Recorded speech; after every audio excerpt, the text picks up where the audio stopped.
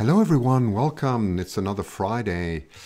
We are going to be live again in just a few minutes. I just wanted to introduce myself. I am SassePhoto, Christian Sasse. I'm running this stream here on conservation of wildlife and education. That's what it's all about, and I'm very honored that we've got so many great guests. Thank you also to my team, to Susie and to Jenny, who are there today to help in the background.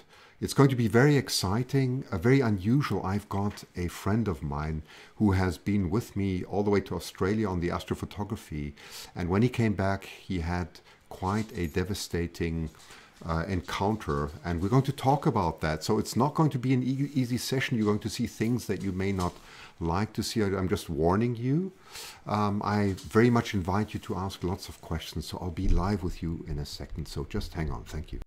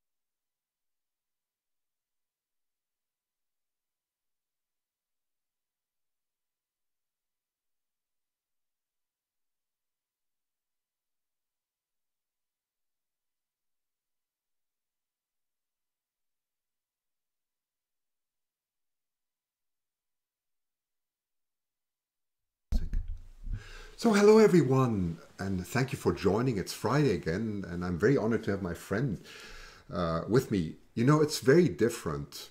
We often read or we see things about hurricanes and wildfires, and it's very different until one day they touch us. I remember having been at the Northeast Florida nest last year, and I remember the devastating hurricanes that they had in Florida and the direct accounts I had, especially concerning the eagles. So before I start, I just wanted to talk a little bit about the nest because it's eagle season again and it's right back, and we start of course with the Northeast Florida nest. Well, that is Gretchen who runs that. I can't see her at the moment. I see Amanda, Jackie, many other. Oh, there's GoPro Creation. Thanks for the donation. That's very kind of you. Hal, I see lots of my friends, MacLady, Susan, and so on. If I don't mention you, don't take it personally. I'm trying to include everybody, but I never manage it. So you just have to understand. But anyway, coming back to the nest. So we're talking about Romeo and Juliet. That was on the 14th of November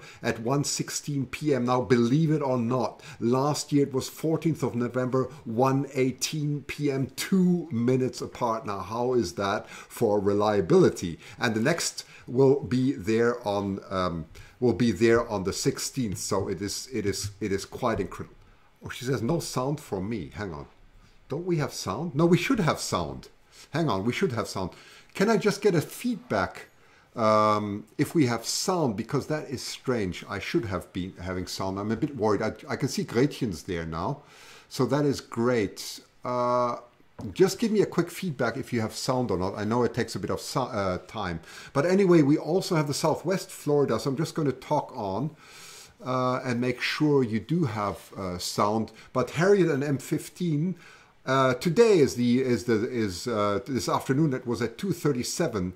There is sound. Okay, thank you, Jenny. So there is sound. So that's false alarm. So there's definitely sound. That's good. You got me a bit worried. So, and the next one is due on Sunday. So it's incredibly close here between the Northeast and the Southwest Florida nest. It's so exciting, isn't it? It's starting all over. So I hope to get a lot of information here from my friend Gretchen and also from the people at Southwest. I know there's Merlot and many others. So keep on popping in your information on the nest. Okay, so that's great. So let's jump now to the devastating story of fires in Redding, and I'm really honored to have a firefighter here, my friend Jamie. I mean, I never knew that we would one day have a talk here talking about it, because we recently were in Australia where we enjoyed the beautiful sky and everything, and then on the 23rd of July. The life changed for many people. It's quite incredible. I mean, I've talked a lot to you because I wouldn't actually be able, honestly, to be able to even talk to you and hold a proper conversation, because it took me a long time to initially digest my own shock of what you've gone through. But anyway, Jamie, thank you so much. You came all the way from Reading. You're here on well, maybe we can call it a healing process. Yeah, actually. exactly. A healing process. But please, Jamie, just introduce yourself and tell us a bit about your background. Thank you. I'm Jamie Harvey. I live in Redding, California. I'm a firefighter. I've been a professional firefighter for 25 years now, almost 30 with my volunteer time, and I work for the state of California as well. So almost 30 years of firefighting experience, and my hobby's photography. That's and good. So that's how good. Christian and I met. When we went to Australia, the Warrumungal right there behind us had an enormous fire many years before that, and I had noticed that. And then we had a great time doing astrophotography, and then I went home, and we started having probably the worst fire season that I've ever experienced in 30 years for me. And right, and what is your background, Jamie? How did you actually get into firefighting? How long have you been doing it? And so, doing it right out of high school. I had my first season introduction with working as a wildland firefighter, and then I went and did other things, you know, commercial fishing in Alaska to construction, and then I got back into the fire service. I started training to do triathlons as well. You're very fit, one can see that. And so I mean, it's just been quite a journey, right. so to speak, how we get where we are. And so basically now I've been with the city of Redding, which is in California, for almost 26 years working for them. And we also, with the city of Redding, we do wildland fires, medicals. We pretty much go to every 911 call. And this fire season happened to be, we had no idea what we were about to encounter, but we lost a firefighter. Well, before you say, let's introduce people where Redding actually is. So, Jamie, I've got a map here. Perfect. So what you can see here is you see Sacramento there. Of course, we're in California. Then San Francisco, you can see is southwest of that. So you're going north of Sacramento. How far is Redding from Sacramento? North about? 2.5 hour car drive down Interstate 5. Right. So there is Redding. We're right at the base of the mountains. Right, you're right at the base. It's a beautiful area, isn't it? Very, very beautiful. We got 2 volcanoes within, you know, a 40-50 minute drive. You're at Mount Shasta to the north, and to the east we have Mount Lassen, and we're surrounded by mountains, and it's very beautiful. And it's extremely hot though, because we're down in the valley. We're very low elevation. I think Redding is like 500 feet elevation. And we have beautiful Shasta Dam there, watershed, which basically helps the river and water all the valley kind of thing. So anyway, so you came back from Australia full of energy, and then on the 23rd of July, something happened, which initially didn't actually look that bad, right? No, it was a wildland fire that started to the west of Redding, maybe 25 miles by Whiskeytown Lake. Right, that's what we're looking at here. And it started right at the car powerhouse, and that's why it's called the car fire. So where is the car powerhouse here on the map? Is it to... It's somewhere like right in here. Okay, so it's right in here. So it's along the Interstate 290 here? Is that right? 299. 299, sorry, 299. Yeah. So it's north, it's northwest of it started right there, and it looked very innocent, right? Initially. Yeah, it started in the, it was a hot, dry day, and it started from, supposedly a car broke or had a flat tire, so it was a mechanical problem. Right. And they were driving on the rim for a little bit, sparked, and the fire started. And then it burned to the west to an old gold mining town there called French Gulch. Right. So I got that one right. Yeah. Okay, I'm just trying to show this a little bit better on the map, but yeah, that's right. And basically the fire was it's real steep in there. And so it was doing your typical fire thing, burning for 2 or 3 days. And that's when I was sent on a piece of fire apparatus. From our department, and they sent a few other engines, and we went to help out because it's summertime and we do a lot of mutual aid with the state. So we fought this fire for a couple days, and then the stars started to line up in a very negative way. Which means what happened? The fuels were extremely dry. The humidity was the temperatures were 110. Humidities were 110. Yeah, the humidities were probably single digits. You know, maybe 10%, which is extremely low. And then we started having these winds, and the winds picked up and started blowing to the east. And so basically, for 2 days, the fire was growing now and getting. There was no way they could stop this thing. They had air support. They had resources on the way. Right. And it just basically blew all the way to this, through Whiskeytown Lake. Right. And basically over the mountains and down into Old Shasta. And it burned through that and right into town. Yeah, I haven't put these images in any order yet, because, but maybe if you want me to go to other images, just let me know. But maybe it helps a little bit. Is this? Do you want to say something about this image, or is this for later? Or well, this is one of the you know, very wealthy neighborhoods in town. It basically didn't pick and choose. It's wind driven, terrain driven, right? You know, temperature driven. All the things just lined up for the perfect storm is what we were thinking, and because of this, it basically had a tornado that the fire, they think, caused a tornado. So in fire terminology, it's a fire-nado. And the destruction from that was unbelievable.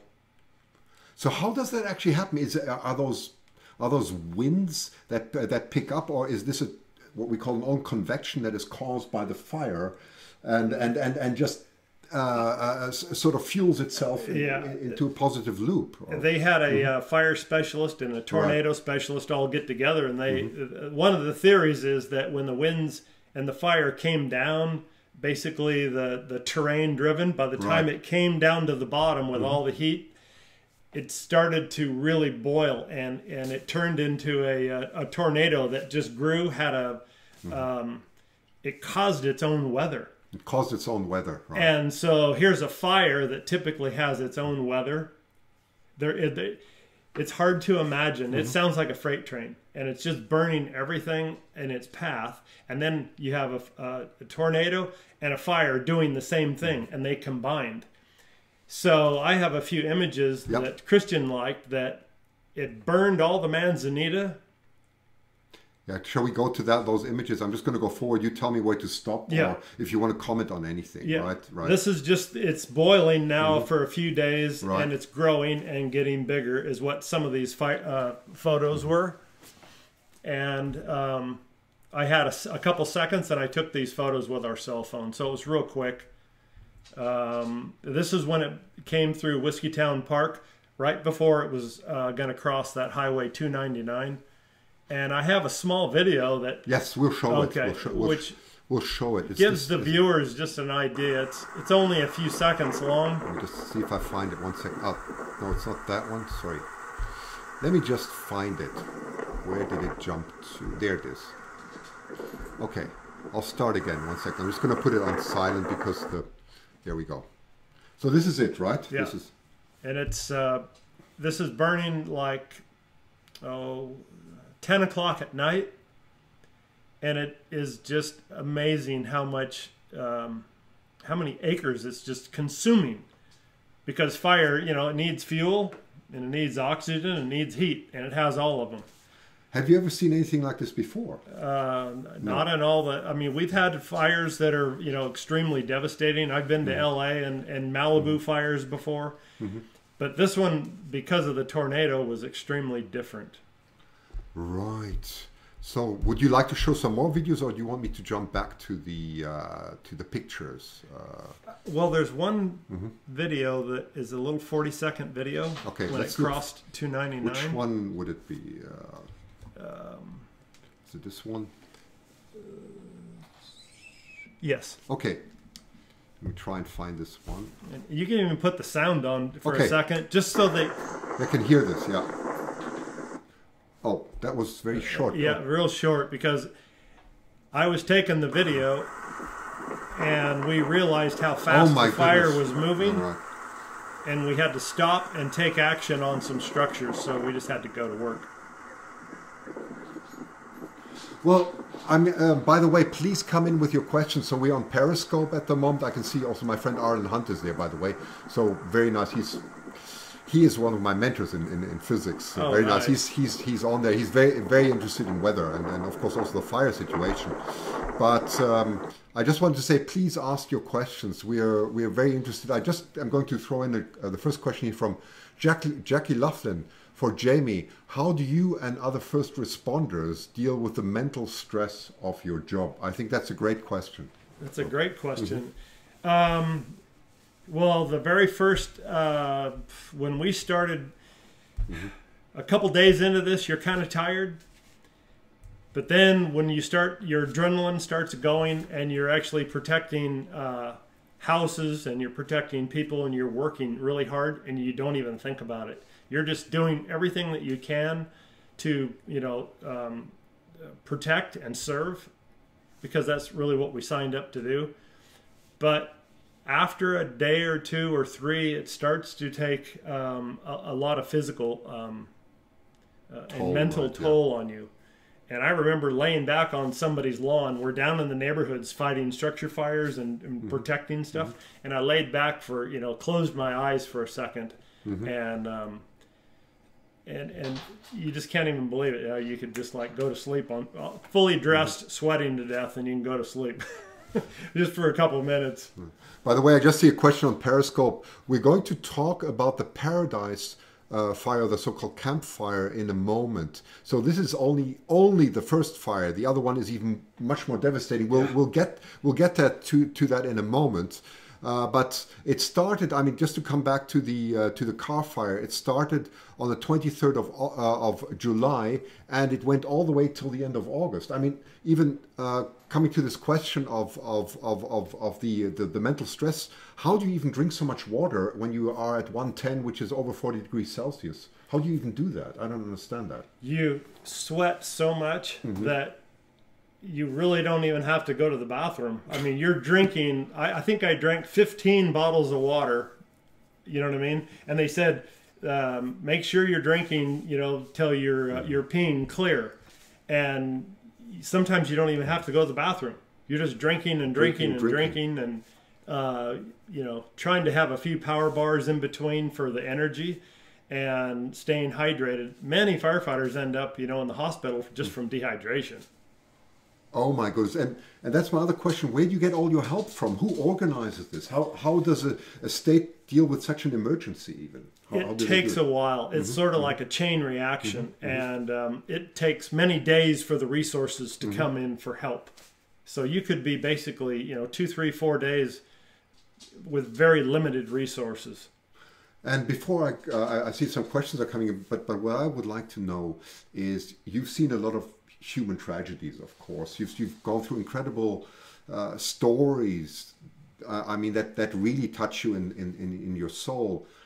Would you care to share some of these stories with us? Yeah, this summer was a hard one, because one of our buddies was on this fire. He was an investigator, but he was a firefighter for 15 years, and he switched jobs. And there were reports on the radio that a woman and 2 grandchildren were trapped in a house, and we think he went to go help them. Right. And he just happened by, bad luck. He drove down the road when this tornado came through there, and he basically got caught up in that tornado, and he was killed. And there was a dozer operator that was killed and burned over. It was moving so fast that it's hard to imagine. I think most people, the car fire was an example of, we have a huge river running through town, and there were people in neighborhoods having summertime barbecues and just having, a cold beer, talking with their friends, watching the fire, which was way away from town. That was the other side of the Sacramento River, other side of the Sacramento River. Right, okay. And the fire tornado happened to blend with this fire, and it jumped the river, and everybody just goes, oh my God. And that's when they all panicked, and they all tried to grab what they could and leave. And the road system, the infrastructure just can't handle it. And some people drove into the fire and got into trouble. And we will see this unfold, this horrible, horrific thing unfold again in the next fire that we'll talk about a little bit, that's going on still right now. Right. So we're still only talking about the car fire, which is, what was it, 260,000 acres, right? Yeah. Yeah, I think, it was, the car fire had a couple fires that burned together, the Delta fire and right, that was more in the north, right? Yeah. The Delta fire was more the north. That was on the west of Redding, and they combined into one fire, which is now defined as the car fire, yes. Right? That's my understanding, right?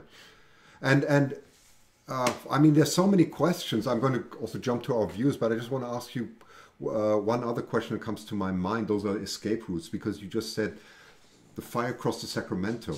So what happens is probably these hot ash, they ignite secondary fires, right? Small, and there's no stopping. The wind picks up, and it just crosses a river like it was nothing. Yeah. We all have in our minds that a river is something safe, right? It's water, it's going to save us, right? So it jumps the river, and now it's coming, and all these towns are designed in a way that you don't really have an escape route, right? There really is no escape route.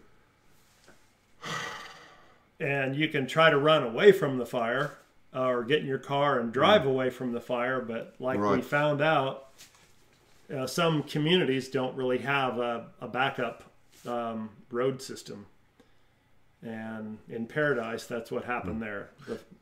Right, and that's Osprey Mama's question here. Jamie, what are some of the things that you can do to prevent this in future? That's a great question. It's an awesome question. Very difficult question, right? And I've heard, I don't know that we can prevent this. To be honest with you, the weather has changed.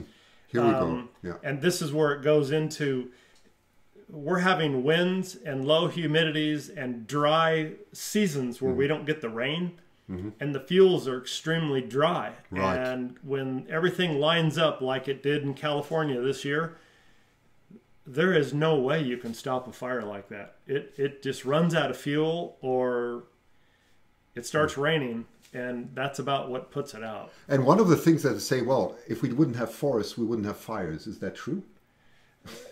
Well, yeah, but I mean, look at Rome. I mean, Rome. No, I know. This is a provocative. I don't. It's more a rhetorical question. Yeah. I don't actually expect an answer here. But many say, well, let's clear cut the forests and so on. We have no more problems. And I don't really agree with that. Like, we have. Everybody says you have to have this clearance, and you do. But how much clearance do you need? I mean, if you have a 50, 60 mile an hour wind and you have a forest fire, the embers are going to blow all over the place. Right. And, you know, they're... And Dee Swisher's question here, how are the rescues of wildlife handled? Oh my gosh. Well, to be honest, I mean, listen, this is just my personal opinion. You'll see once in a while, you'll see a CHP officer holding a deer. I've saved birds, parrots out of people's houses before. We've saved dogs, you know, some horses and things like that. But the number one priority is human life. And you have your hands full just dealing with that. That it's by accident if you get to save something else. But, right during the heat of battle. Right, and we'll get to the human life and your experiences in a moment. But you did mention something that wildlife has an instinct when it comes to fire. You mentioned something. Yes, and so, during the car fire, there was a lady that was basically, their whole neighborhood was being overrun. I can't remember her name now, but she was a doctor's wife, and they lived in a very, very expensive neighborhood. And everybody was hanging out thinking, we're safe, our houses are big, you know.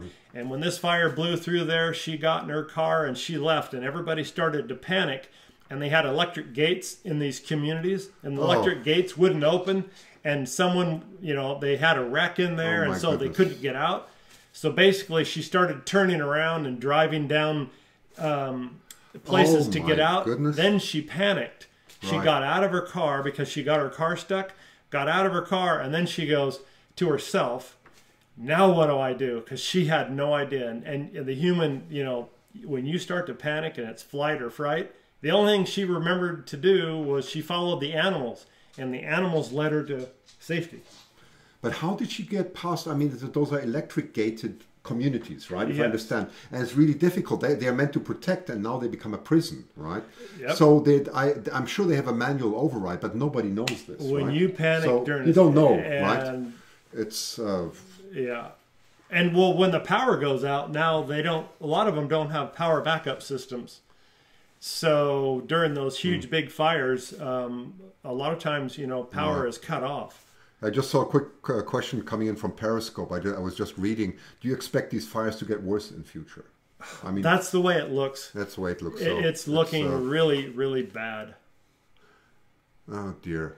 So Cheryl Haddon says thank you for all you do. I agree. You're welcome. What can I say, right? Diana Lambertson, is it possible to build firewalls, fireproof walls to protect the houses? Well, that's really down your area. I mean, you can talk about the safes. I remember you talking about. Well, here's that's the thing. Yeah, right? Here's a lot of folks had gun safes, and in there they had their all their paperwork and their you know, money and things that they wanted to save, pictures, family albums, and things like that. Everything is burned up. A fire safe, you could have it a foot thick steel. There you go. And when it heats up from the fire, you're talking thousands of degrees. Then it's basically an oven, and you cook everything inside. The only thing that survived, I mean, was a little metal. You know, gold will melt at a certain temperature. Glass will too. Coins will melt. People had coin collections that melted. Silver from, you know what I mean, inherited, you know, from grandmother, and it's just all melted into a glob. When anything is cooked in a piece of steel for so long, it's just not going to make it. A gun safe is really only for maybe 30 minutes.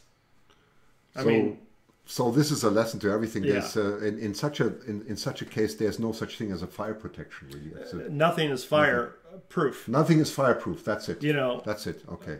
So, our clothing that we wear is fire retardant, or you know, fire restrictive, but it's not fireproof.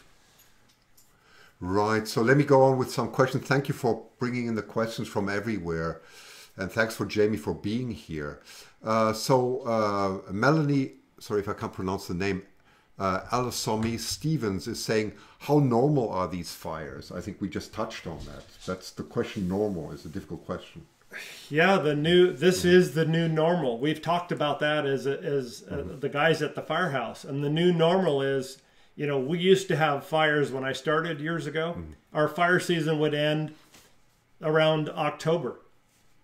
Now last year we were in LA fighting that fire with those guys. A week before Christmas we got to go home, but it was still burning. Some of the guys didn't get to go home till well after Christmas. So here we are in November, and you know, the campfire is still going. So the new normal is our fire season goes all the way up through December. Here's an interesting question. I just saw it on Periscope. I'm going to jump in quickly, do this spontaneously from Strange. I didn't get the second part of your of your name, sorry. But could you actually go underground? That's an interesting question. Could you go underground in the fire? What do you think? Oh, absolutely. Yeah. If someone had, you know, like an underground bunker. Would it help? Yeah, but what about the air supply and so on? What about that? Would it actually work? Oh, that I don't know. Don't know. It's an interesting question. It's just everything is boiled down to cost. You know, NASA has materials that they use on the space shuttle that are heat resistive, but they're extremely expensive. But it's very unique. So, you know, the fire service. Jackie's asking Jamie, do firefighters suffer from PTSD? They're saying so. Yes. They're saying so. Right. Oh yes, yeah. They more and more is coming out that absolutely. That's a great question. Well, and now the Pacific Northwest, Kate was here last week. Kate, nice to see you on the show. These fires seem to be getting worse every year. Do you personally, Jamie, think what is to blame for the increase in wildfires? Is it climate change, forest management, housing, too much built? Is it man? What is your own personal view on this? I kind of believe that we're in a climate change of some type, and whether it's cyclic or whether it's going to be here for a while. For a while, right. Yeah. You know, as a kid, we used to think about November of the first snow when you go skiing. Now you don't even get snow until, you know, January, February, and I don't think the season's even very long anymore. Fire season is definitely, you know, 9 months long now, it seems like. Oh, this is an interesting one from Terry Green. Could you explain the concept of backfires and how they help fighting the fire? Great question. Okay. A backfire, if you have a house and you know that the fire front is coming, if you take a fusee or some way to light the grass around your house, then the fire will slowly move out away from your house and burn a black line. Then the main fire comes and bumps it and doesn't hit it as hard. Only trouble with that is you really have to know what you're doing, or you're going to cause more fire. And more fire on the ground isn't necessarily a good thing, but if it means trying to save your life, it's been done. It's a technique. We have it. We use it, but it's under controlled, restrictive operations. So it's not done all the time. We wouldn't definitely recommend everybody doing that around their house, because then you're going to have fires going everywhere. And also uncontrolled ones. Yeah, uncontrolled fire. Right. Okay, let me get the next question here from Susan North. Is there help from FEMA? And I'm going to expand this a bit, not only FEMA, but I remember you saying there were firefighters from everywhere, right? Maybe you can expand a bit on that. Well, we have only limited resources here in California, so they will reach out. Right now we have a big, huge fire in Malibu, and we still have the one here at, you know, in California. There's other fires. So all the resources, all the fire departments can't abandon every city to just go fight the great big fires. So we will send enough resources to help and enough to protect your city that you're from. And Cal Fire has, you know, only has limited resources, so you'll call upon other states and they'll send guys to come and help. So yeah, we'll have, you know, Arizona, Nevada. You'll have guys from all over, even Australian firefighters. It's their off season. They'll send plane loads of guys to come over to help. So are we really prepared for this type of devastation? I don't think we're really. I mean, you do what you can, but nothing is like preventable. Right. Okay, let me just see. We've got so many questions coming in here. Jackie is asking again, do you feel evacuation orders are given soon enough? Great question, actually. Awesome question. So what's your opinion? The evacuation notices, no one really knows where the fire is going to go, and no one wants to be inconvenienced as the public. So the public says, well, I want to know everything as soon as possible, but even if you tell them, they don't want to leave until they absolutely have to. Mm-hmm. So there's like this threshold. The car, or not the car fire, but the campfire. Right. They had notifications, and then everybody had to leave. And they don't want to pull the trigger till they absolutely have to. And we don't always know what that is. Mm-hmm.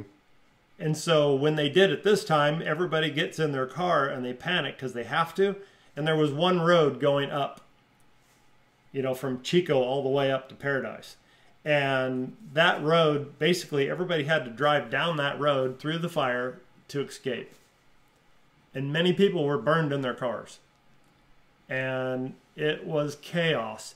And it was bumper to bumper. It's not even fun to talk about because it was just horrific. And you go, well, in that situation, should we have told people sooner? Well, the fire started early in the morning, and by the time they found the fire, it was hard. It was in a located place that was really hard to get to, and they couldn't access it. And the winds were blowing 50 or 60 miles an hour. And by the time everybody figured out this thing is way bigger than we thought, and it's off to the races, unfortunately, the stars lined up in a very negative way, and that community was really at risk, and it pretty much just devastated that. The numbers are still coming in that we can't even really talk about. There's over 600 people missing that aren't accounted for right now. And now we're talking about the campfire. Yeah, right? this is the campfire. That's what's going on at the moment, right? Yeah, and that's still currently going. There's 63 people confirmed dead, but the missing ones, they have to sift through the ashes. They have to look for these people, and the job is unbelievable. I just don't even think that the public really knows, And Diana Lambertson asked a good question. Maybe they need alarms like they have for tornado warnings. Maybe we need that for fire in future. It's very possible, but the thing is, like with fire, you never know because it's pushed by the weather. So, and they found out during tornadoes and things, like nobody really wants to leave till the last minute, and then you'll see the guys on the newscasters are talking with the folks that say, we're not leaving, we're going to stand here, and they put all the first responders at risk because now they're not wanting to leave until they absolutely have to, which means in a rescue situation you have to go rescue these folks. And so all the first responders, it's kind of a hard thing. And Darlene Wasson-Grass is asking us a question here. Is the asbestos line cabinet not fireproof? Asbestos. I don't think so. Asbestos would burn. Yeah. At the certain temperature, everything will burn. And Diana Tyler is asking, did the people wait too long to leave? Yes, that's what you just said. Or did it spread too fast? It's probably both, right? And if you're ever in a situation, the best thing to do is leave before they tell you to leave. And then you're safe. Right. MacLady is saying, was this similar to Mount St. Helen, how quickly the fire spread? That's an interesting parallel. Yeah, I never heard that or even thought about it, but I would imagine. Right. Julie Smith Cooper is saying, is there anything the National Guard or military can do from the air? The air, that's an interesting question. What can be done? Well, planes can only fly if the winds are like 30 miles an hour or less. There's a limit where the planes can't fly. And if the smoke visibility, if the winds are blowing 50, 60 mile an hour, all the smoke is down low next to the ground. Well, then they can't fly because of the smoke, and they can't fly because of the wind. So it's a ground show. And Diana here again, Lambertson is coming up with an innovative idea, saying, how about using irrigation from the ocean to keep the foliage to stop from drying out? Would that help? But salt water. Yeah, well, salt water doesn't work. You would definitely have to do desalination, right, in order to do that. But that's a very expensive project, right? Oh, so my goodness! Some of those air tankers are dropping 3,000 gallons at a drop, and then they have to go land, refill up again, and go drop again. And our airport was so busy this summer, and I don't know that it really, I don't know how much it helped. It's a great idea. It's just extremely labor intensive and expensive. Right. Shirley Heenan is asking, were there any firefighters from South Africa? Oh, that I don't know. I don't know.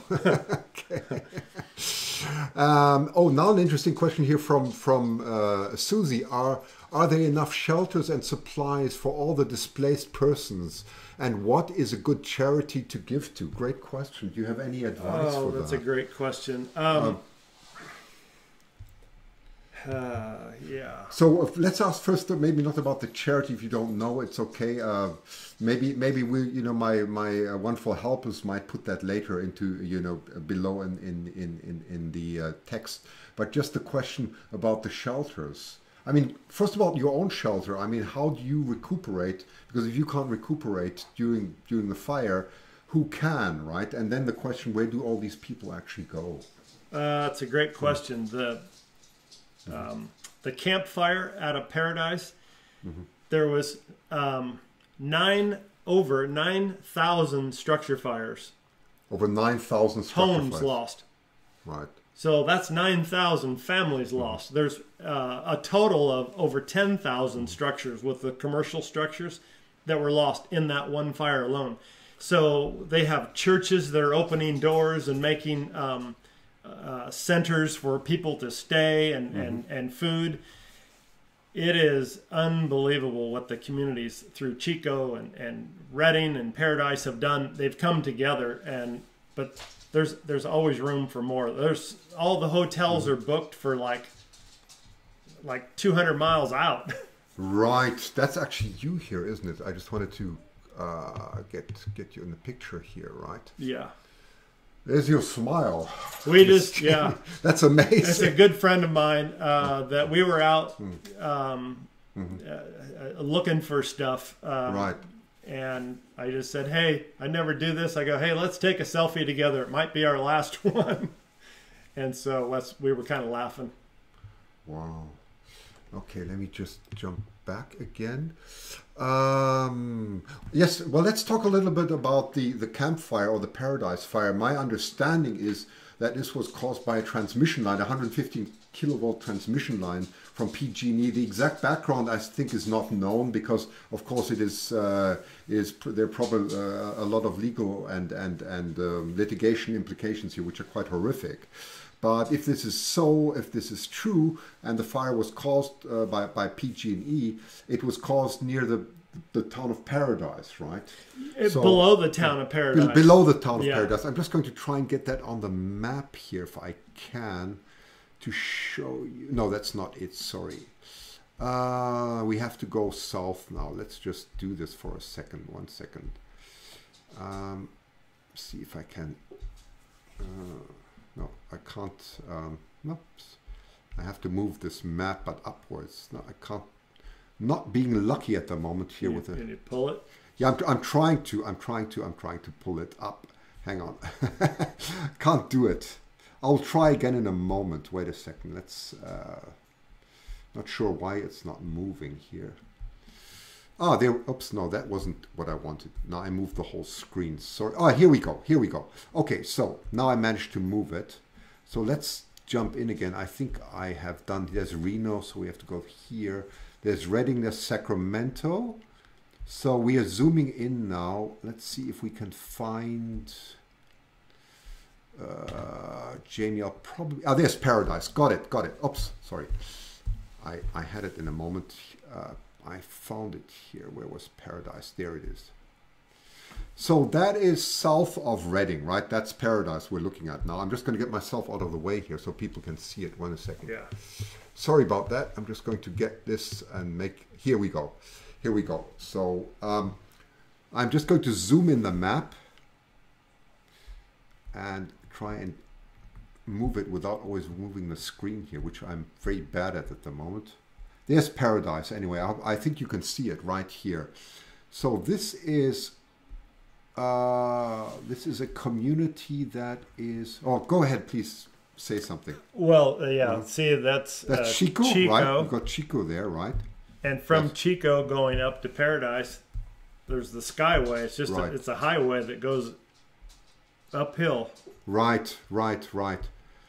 And that goes to Red Bluff and then to Reading, right? Yeah. So this fire is by far more devastating. I think it's so far it was somewhere around 140,000 acres, right? Mm-hmm.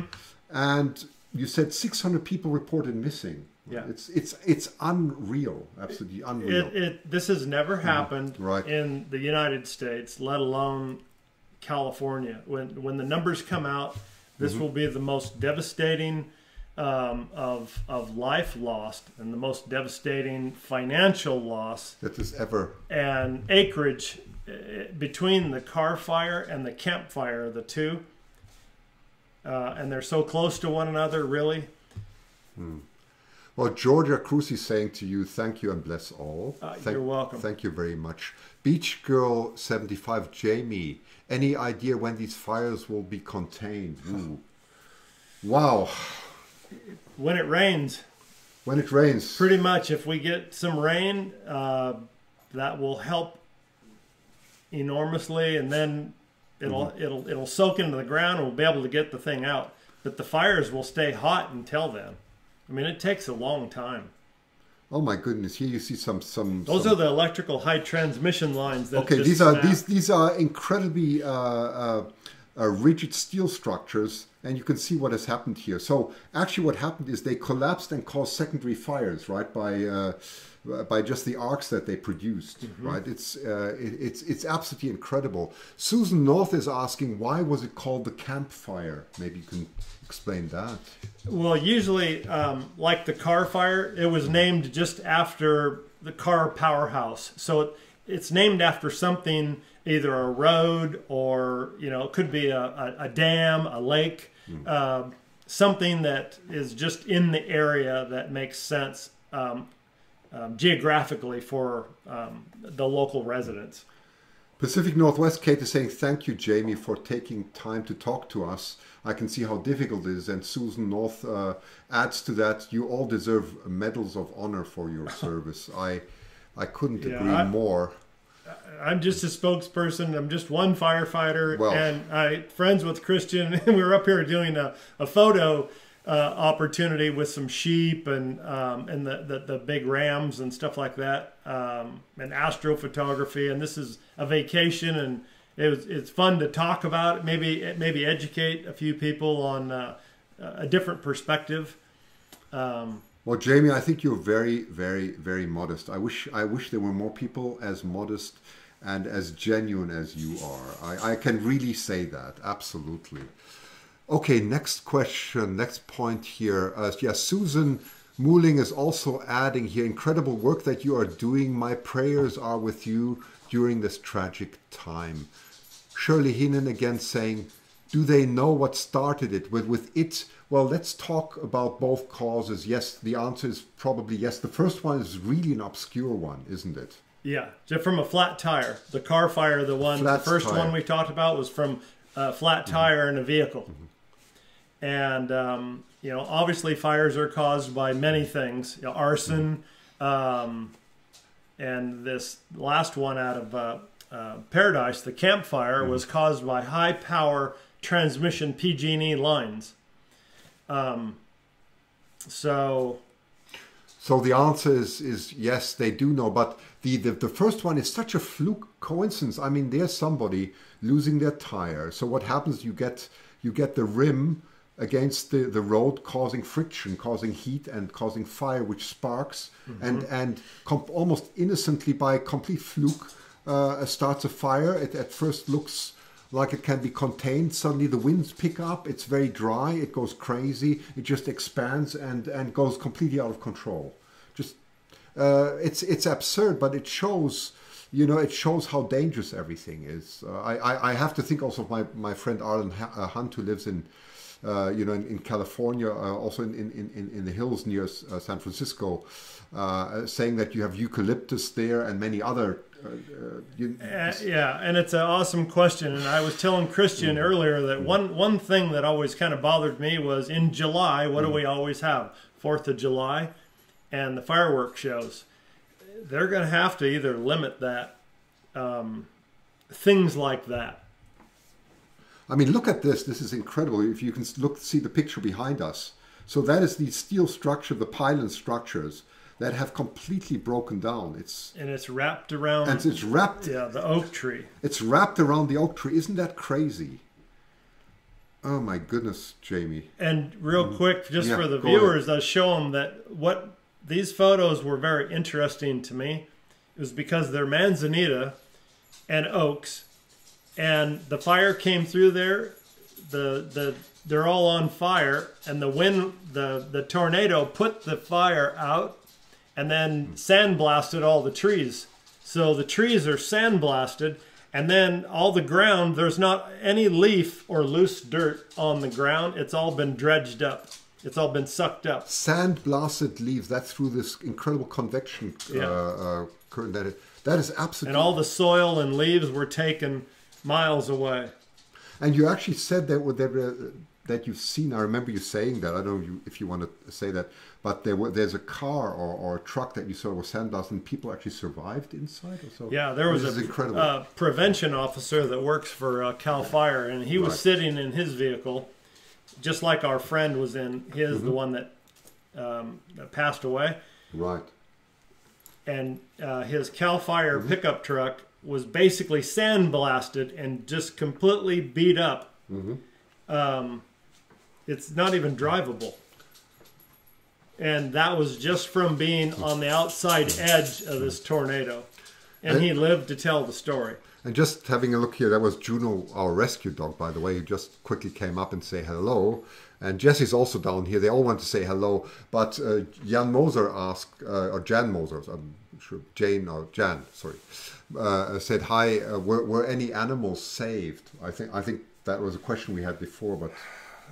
There were some definitely saved, and they have little, you know, rescue places where they have found animals, but I don't think the wild animals really have a chance in a fire like that. The people can't even get out of the way in a vehicle, let alone...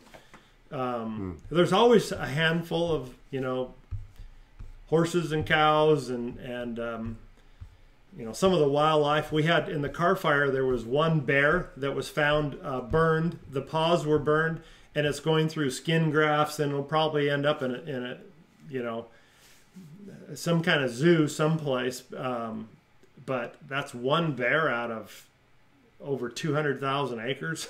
I mean, not many make it. It's really sad. Well, yeah, you saw some other scenes. Maybe we won't mention them here, but you told me some about the rabbits and all these things. But it's maybe better not to mention them here. Yeah, we don't want to depress people. Yeah. But the animals have, the people have a hard time getting out of the way. Definitely the animals do. By the way, thank you to Osprey Mama, and also thank you to Carrie Miller for your donations. Highly appreciated. I just see also Northeast Florida Eagle Cam.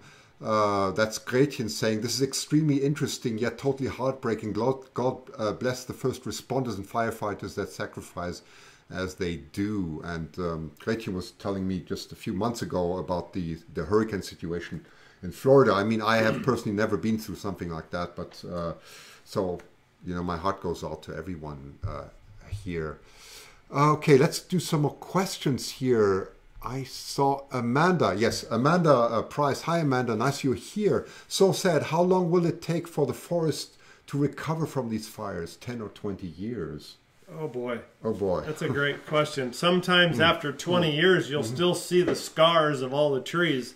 And then you have lots of brush that fills in. And man, I don't know.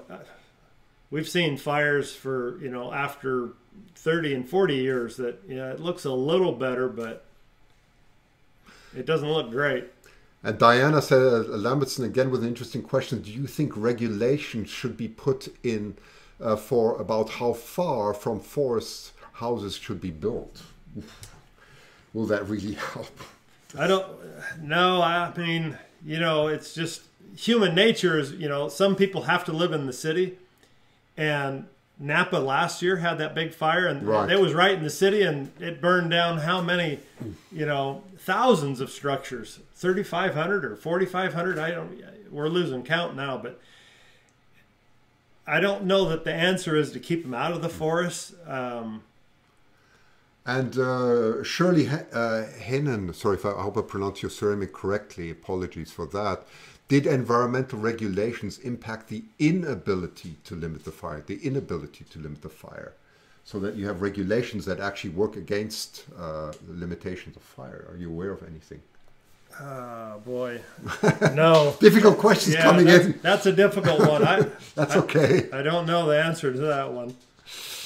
Oh, and Diana, a simple question, Diana Tyler. Where do you start to recover? Where do you start even to recover? How do you even start this? That's very difficult. I think in time, the campfire is still going on. Our department, I mean, we still have guys over there fighting the fire, and I'm visiting Christian right now. On Monday we go home, and Tuesday I go back to work. I could actually be back out there. So I'm just enjoying my time off. Yeah, and we're going to jump to bighorn sheep in a moment because, you know, there's only so much one can handle. I actually cannot still believe that this is not a science fiction or a fiction movie, that this is real, what we're saying here. I never thought that I would be, you know, interviewing, you know, someone like you who's been in such a situation in first experience. I never thought the day would come, but here we are, right? And here we are, and it seems to be the new normal. Someone says here, it's a difficult subject to show. Why don't you introduce the cute little doggies and let them see off your faces? Here, come here. Let's do that. Come, that's a great idea. Jesse, you are so marvelous. So let's introduce our dear friends here, and then we're going to jump a bit to bighorn sheep. So this is Jesse. Now, Jesse, I'm just going to put this out of the way. You can enjoy Jesse. Now, Jesse is fanatic. Oh, now she wears a green ball. That's why you can't see it there. She's got a green ball. That's why the ball has disappeared. This is, well, you're right. This brings some hilarious thing. So we're holding a green ball that, as you could see, I'm holding it in front of Jamie's, and Jamie disappears. And Jessie doesn't care about a green ball as long as she has a ball, my girl. So she's from South Africa, right? She's a Jack Russell, and you look so funny, you have no idea, with an elusive ball in your mouth. Okay, she's had enough. So that was Jessie, a Jack Russell from South Africa, and you just saw Juno, and Juno's a rescue dog from Hope, actually. And that brings us, let's do something different now. Let's do something different. Let's talk about what we did yesterday. And it was absolutely incredible because, I mean, Jamie loves wildlife. And I would like to show you where we went yesterday, because we went right past the place where we got Juno from, a rescue dog. So what we did, and I'm just going to get us out of the way here, 1 second, so you can see the map. So we are in Vancouver, by the way. Those of you who've asked, and I apologize, we are broadcasting here actually from south of Vancouver, British Columbia, and Jamie Harvey, the firefighter, who's my friend, has come up here to also get some healing and some relaxation for nature. And we're going to talk a little bit about the beautiful area here. So we are here in Vancouver, and I'm going to try and expand this map, and maybe this time I can do this correctly. Yes, I can. So you're driving east on Highway 1 along the Fraser River, and the Fraser is the richest river in the whole of Canada as far as fish are concerned. Lots of salmon runs at the moment. So as you drive east all the way to Hope, and that's where you are. You then drive north along the Fraser River and all the way up, and the climate changes drastically, and you've seen this from a dense forest to the driest area in the whole of Canada, and you keep on going, and I may have just passed it. 1 second, I think I passed I passed it. Let me just get this back. 1 second. Here we are. So we go to a place, you go to Lytton, and then you drive east to Spence's Bridge. Spence's Bridge is on the Thompson River. It's an incredibly dry area, and that's where we went yesterday. We took an outing, and by the way, if you haven't seen it, I actually did a live broadcast on both Periscope and YouTube on these beautiful bighorn sheep, and that's what we're going to talk a little bit about now, to have something beautiful. And my friend Lyle has taken more time, and he did some incredibly beautiful pictures of bighorn sheep. And here you can see this magnificent ram, and look at the horn. Do you want to talk a bit about that for a change and your experience there with the bighorn sheep? So these pictures are from Lyle, who's also a good friend of mine, but he took these pictures. We took some yesterday, but not this time. But anyway, talk a bit about your experience. Let's enjoy ourselves a bit. Yeah, well, the photography opportunity was incredible, and Lyle lined us out, and he said, this is where you go, this is where you'll find them, and we had our cameras, and so we went up there to try and put this together before I go back to California, and it was great. And we got to see a couple of the rams, and I guess that whole area has, I don't know, around 500 or so of a herd, and we just saw a small bunch, maybe 20, 25, maybe 30 at the most. And so we got some photos, and Lyle is like a real professional. He should be in National Geographic. He's that good. And he is, like Christian said, he's his friend. And so Lyle showed us a lot of his photos on his laptop yesterday, and we just had a great time. Yeah, so that's a beautiful ram that you see here. Yeah. So they're on heat now. Now's the season, because I think in May, that's where the young ones come. And what's amazing here are these fights here in the mountains, which is incredible. We didn't actually see this, but Lyle saw this. So what I found so amazing are the skills here of the climbing. Isn't that remarkable? It's straight up and down rock cliffs, and they're up there butting one another, fighting, and they're competing for this breeding season. You are right. So I mean, I didn't even know it was possible that they could climb up here with apparently such ease. So Lyle took this with his 600mm lens, and yeah, I don't know if this maybe the resolution on this picture is not good at the way he sent it to me. So let's just see if I find a better picture here. Well, you could, but I think you're getting the message here. It's quite incredible what's going on there. They fight. The rams are actually fighting in the mountains there. Mm-hmm. And they push themselves off, so they fall quite some distances. Yeah, it's incredible, and they seem to land. I mean, if we landed there, we'd be broken all over. But they seem to recover from their falls there.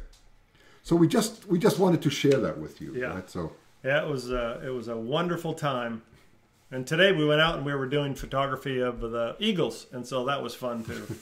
that was right. That was fun. So let me just get. Yeah, sorry. Do you want to say something? Oh, on this photo, yes. If they can still see the photo, the Roman nose on that ram. They said Lyle was saying how they're all beat up and broken, and they scar over all the years of fighting, and that's what the discoloration is. Mm-hmm. And from butting heads, that's pretty remarkable what they even do. And the ram horns will curl around and impede their vision, so they'll bust off some of them from fighting in the rocks, and we learned a lot from Lyle. It's pretty cool. So that was quite incredible. That was so. I just thought, you know, I know there've been so many questions that are coming in, but I'm going to look at some questions now for the bighorn sheep. Yes, is that how they break their horns fighting? Yes, isn't it? That's exactly right. Yes. Yeah, and some of them probably falling. Yes, right. So how are we doing with time? I think we've done this for an hour. So. Maybe if there, you know what I will do? I'm going to accept some phone calls. Let's do something more light. Let's do some questions. And Jamie, I know I'm going to put put you on the spot now. I'm going to ask you to give some questions. It can be about anything. It can be about the background of fire fighting or anything that you think is relevant. But it can also be on the Bighorn sheet. Maybe one question each that you want. So anything that comes to your mind. A question from your viewers or something? Yeah, it's a question to the viewers. So what we're going to do is I'm going to put a number out now, and this is the number they can dial. Okay, so we're going to get someone's going to dial in, and then they get the opportunity to answer the question and win a picture, right? So is there any question? I know we didn't prepare for this, but I just thought it would be good to to ask. Oh, so this would be a question. It can be either a question that you want to, something that you're aware of that has to do with fire or so, or the experiences, or something that you want to ask about nature in general, or just a quick quiz question. So does anybody know what the fire triangle is? There you go. That's the question. So what is a fire triangle, right? Or is the triangle? Yeah, what is the fire triangle, right? That's the question for you. So please dial in. I put the number there. So let me just, I'm going to just put another background here. So that's right. So the question now is, what is the fire triangle? And come and dial in and win some and win some pictures. Do you want to ask another question in the meantime? So that's question number one. Yeah. Let's see. So what is the fire triangle? What does that mean? What is the fire triangle? And here's another question. What's the death toll so far on the campfire? Okay, so what's the death toll so far on the campfire? Quite a devastating number. And what is the fire triangle? Those are the two questions. And yep. And I just see Amanda's asking something. Can't believe that they can climb up so steep. Wow, Christian, are you going to broadcast at the Eagle Festival? So we are going to the Eagle Festival tomorrow. The weather forecast is marvelous. I may do that. Amanda, I will go on some boat trip. I don't know when, not over the weekend, but I will try and show you the boat trip again. Okay, so I don't know the day yet, but I will try and do it, and maybe I will broadcast from there. Not completely clear. I did do a broadcast a week ago of some eagles, so I'll see how the situation is. Okay, if it's worth it and I have enough signal, I will definitely do it. Okay, that's good. So we're still waiting. We'll see if anybody is dialing in.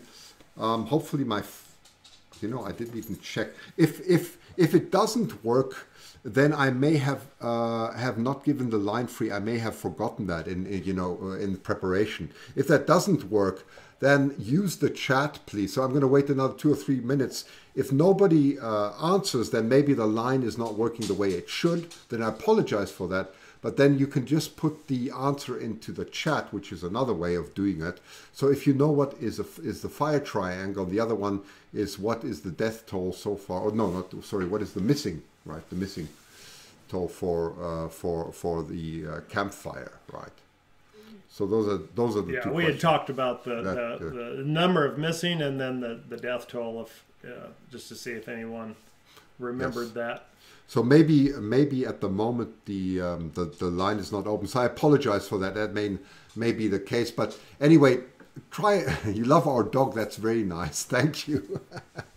So maybe the phone line doesn't work at the moment, which is not it's not a major tragedy. So. And if anyone has any questions that they'd like to ask, or before we... Oh, here we go. No, it does work. You see.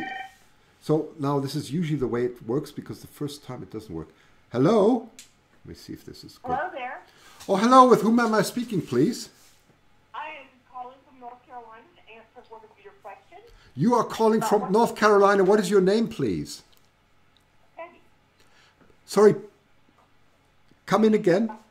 Calling to answer the question about what the fire triangle is. Okay, so what is the fire triangle? Yes. Okay, I'm thinking it's oxygen, heat, and fuel. Very good. Oxygen, heat, and fuel. You're very good. That's excellent. That's what the fire triangle. So sorry. What is your name again? I couldn't hear it. It's Penny.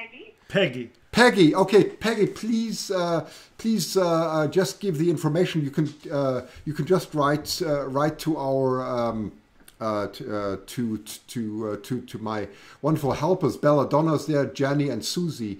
Just let them know your contact details. We're going to then spin the wheel and you'll win a picture. So thank you so much for dialing in today. Thank you. Very good. Thank you for answering my call. Okay, thank you. Take care. Fine. Bye. Okay, so that worked. So that was the first question on the fire triangle. So the second question is going to be answered now. Hello, with whom am I speaking, please? You are talking to Susie Q. Oh my goodness, Susie Q! Thank you for your wonderful help. It's nice. Oh, you're very welcome. This is one of my wonderful helpers. So, the second question was, Jamie, just ask again, please. Through our conversation, did you remember how many during the campfire that's still going on there in Paradise? How many is still missing on a missing list, and how many have they found that are deceased? I think there's, the last I heard, and I'm sorry, Jamie, that I didn't listen well to you tonight, was 63 had died and over 600 on the missing list. Yeah, very good. Very good. Yep. So that's a devastating number. Well, thank you so much, Susie Q, for dialing in. Thank you. Christian, why don't you give that picture to Jamie? I will certainly. I don't know if he wants my pictures. Well, thank you very much. I will gladly give it to Jamie. Yes, I'll do that. Okay, my pleasure. He does pictures himself that are so good he doesn't need my pictures. Okay, thank you. Very kind of you. We'll take a selfie with him then. Okay, thanks. Okay, so how about one more caller? So one more question. Can you think of one more question? Yeah, I mean, has anybody been to Redding? Is that just a yes or no? But that's too easy as a question. And if you've been up there, like to where this fire happened, or the one that's going on in the Paradise, where have you been there in Northern California? Yes, so that is is the question maybe more specific? Have you been there that recent that you've seen the fire, or have you been there before? Right? Yeah, like possibly this summer. So this is not really a question. Just dial in and tell us about it, and you'll win a photo. That's what we're saying. So just tell us about your experience in the area. Okay.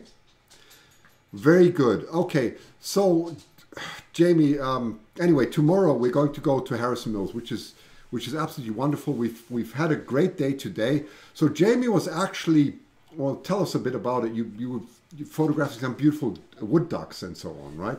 Yeah. Today we went to the bird sanctuary Rifle. Yes. I had never been there before, so it was really unique. It was a great experience. We could walk around, and I was really interested in the beautiful wood ducks. So a school bus happened to be there, and there was all these little kids, and I had never seen this before, but the teachers and the parents would buy a bag of bird seed, and they would put a couple bird seeds in their hand, and they would hold their hand out, and the birds would come and land, and it was pretty fascinating. We get a couple photos like that.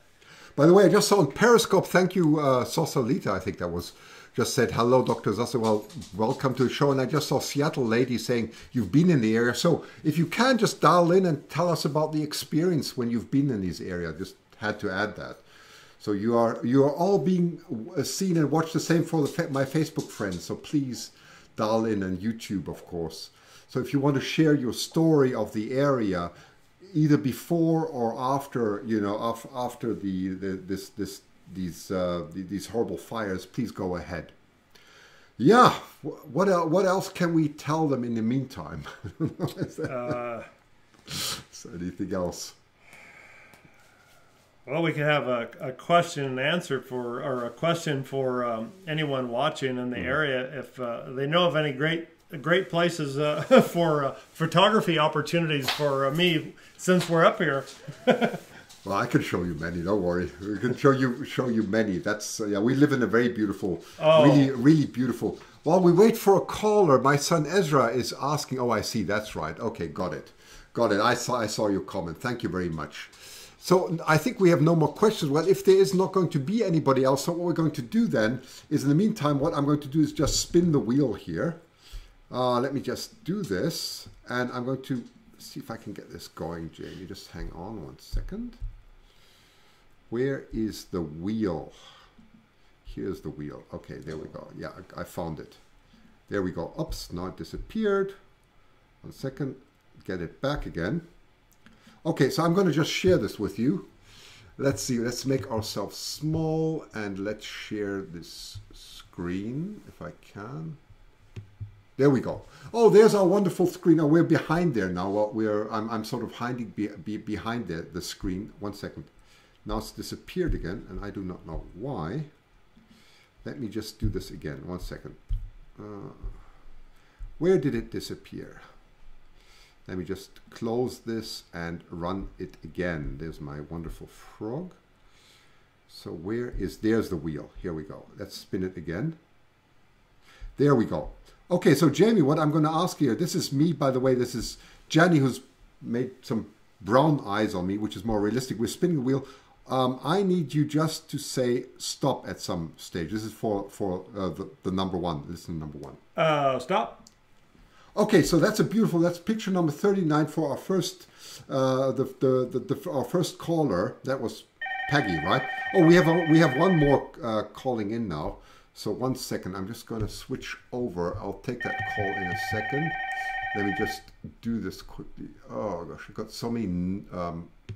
Let's just do this. Okay, Jamie, let's get us back on the screen, and I will take this call if I can.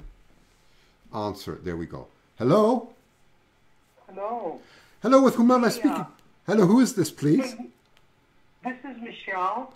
Ah, Michelle, are you the you mean from the from the southwest nest, or from where are you? I'm up in. Well, I was in Washington State. Oh, you're Washington State. Very good. Okay, well, yeah. Yes. And what is there a story you wanted to share with us? Well, my husband and I and my kids, we used to go over to Lake County and visit my husband's family. Okay. And so, you know, and so I knew that area somewhat, and I grew up down there in the Bay Area. Oh, nice. Yeah, that's a Clear Lake over there in that area. We would always go that way on our way to the coast, Highway 20. Yes, exactly. Yeah. Yeah, and they've had a lot of fires over there as well. I'm sure that they have. So, but we don't live there anymore. We moved to North Dakota, where we already have snow. Oh my goodness! You have snow. Yeah. Wow. That sounds wonderful. We probably got, I don't know, 4 or 5 inches today. Oh wow! I'll bet it's beautiful. Yeah. It's okay. I know you probably get tired of it. Well, I've only been here a couple of years, so. Well, thanks for sharing. Thanks for calling in and sharing your experience with us. Thank you so much. And so we're going to spin the wheel, and you'll get a prize for that. Thank you so much. Well, thank you. I appreciate it. I didn't call to get us a prize, but I just called. Well, we can't help it. We'll give you a prize. Okay. Thank you. Right. Okay. And nice talking to you. Thank you. Fine. Bye. Yeah. Thanks. Fine. Bye. Bye-bye. Okay, very good. Well, so let's jump back to the, I'm just going to get us back on the screen here, if I can. Get this back and get the wheel back on. That's there. Okay, so Jamie, it's for you again. So, just say stop, Jamie. This is number, oh, Jamie's busy at the moment. He's reading something. Yeah, just say stop at something. Stop. Is that the same? No, that's picture number 50. That is going to be a beautiful picture again from Dutch Harbor. So congratulations for winning that. And we're going to do one more spin. Stop. Okay, and that's a beautiful one. Also, that's from Dutch Harbor. Those are recent pictures. So these are incredible pictures that we took in Dutch Harbor. So I will definitely you will definitely get them. So thank you so much for taking part. Is there anything you want to add, Jamie, to the? Let me just. Someone asked about like a favorite story. Okay, a favorite story. Okay. From the fires. Right. Okay. Good. Well, I would have to say it's probably.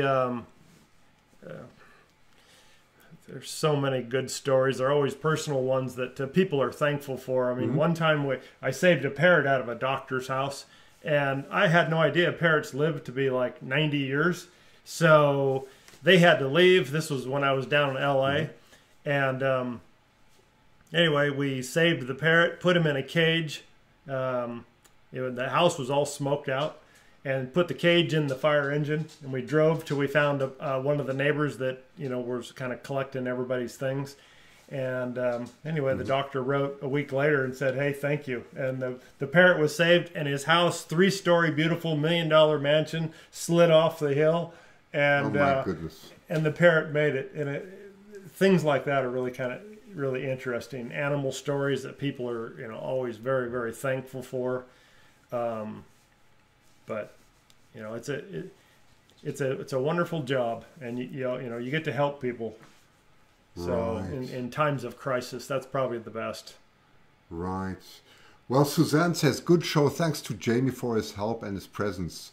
I completely agree. Well, Jamie, thank you so much for being on the show, and thank you so much for all of your questions and actually sticking through this, because these are things that many don't want to talk about, and I think it's important because it's going to touch us all. We live on one planet, and we're sharing this everywhere, right? Yeah, and it's very difficult because it's not always a great outcome. No, it's not. But it's here to stay, and we're here to stay, and we somehow have to learn to get along. The animals and all of us basically survive, and that's the neat part. Is animals are just trying to survive just like we are.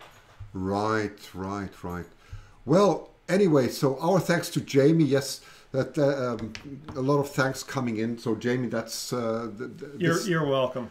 So we're very grateful for your services. It's incredible. I mean, we are we're Canadians. We sit right there, and we have devastating fires too. So we are all sitting in the same boat. Absolutely. All of us. So it's one planet. It's quite incredible. So I see Saucy Mona Lisa saying, "Hello, Jamie, paramedic here.